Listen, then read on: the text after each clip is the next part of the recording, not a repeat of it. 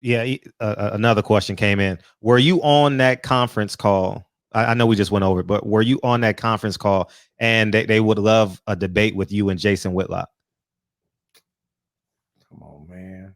Give me something hard to do. Me and Jason Whitlock? He was on the show last week, too. I had Jason on last week. I mean, his wit is locked. Uh-huh. Come on. I mean, look, go look up hip hop on, I think it was on Google about 10, 11 years ago over in London. Hip hop versus. And I was speaking in defense of hip hop, and he was on a team that was dogging hip hop. See who won. Mofo asked me about Jason Whitlock. Nope. So I'm just having a little fun.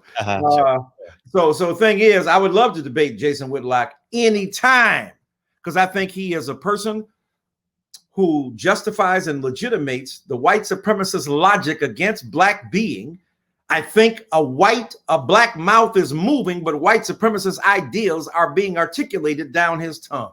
I think that he says some of the most self-hating, obnoxious anti-black sentiments that have no basis in reality, that have no empirical verification, that have no legitimate standing, and that he plays to the white galley in order to procure support. But black people who are on the real side know that it is thin and that it is insubstantial.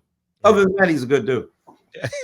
He's a good dude. Well, what's the other thing? I guess y'all not having dinner together. Hey, so I ain't mad. We can break bread, but I'm gonna come at you, bro. Come on.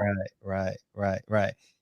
He said something last week, since we're on the topic of Jason Whitlock. He says a black leader, and history has suggested this from Fred Hampton. Some may say Tupac was a leader, depending on your culture, that being a black leader requires the ultimate sacrifice, and the ultimate sacrifice is death. That's part one. Part two is, how far, knowing what you know about Malcolm X, too, feel free to add this in, how far can celebrities and athletes take us on this journey, i.e. LeBron being a leader? Did he say that in order to be a black leader, you got to die? Is that what you ain't gotta die?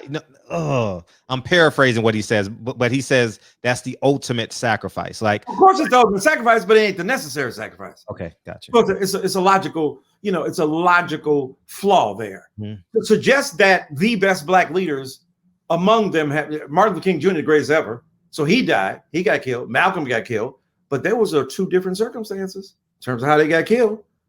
White supremacy killed one. Within black culture itself, killed another. Medgar Evers died. Oh, yeah. Right? Fannie Lou Hamer didn't. Ida B. Wells didn't. W.B. Du Bois didn't. Harriet Tubman didn't. Sojourner Truth didn't.